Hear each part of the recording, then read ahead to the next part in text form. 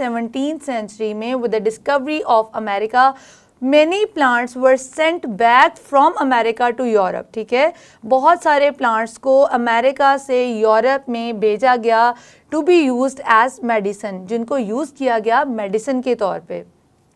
उनमें जो एक प्लांट था उसका नाम था क्वीना क्वीना।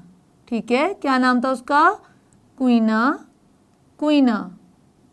The bark of that tree of quina quina was proved to be very suitable for treatment of fever। ठीक है, क्वीना क्वीना एक ट्री का नेम है जिसकी जो बार्क थी वो बहुत सूटेबल जो है वो फिजिशियंस को लगी फॉर ट्रीटमेंट ऑफ फीवर। ठीक है, तो उन्होंने जो क्वीना क्वीना था इसको सेंट बैक करना शुरू कर दिया टू यूरोप, अमेरिका से।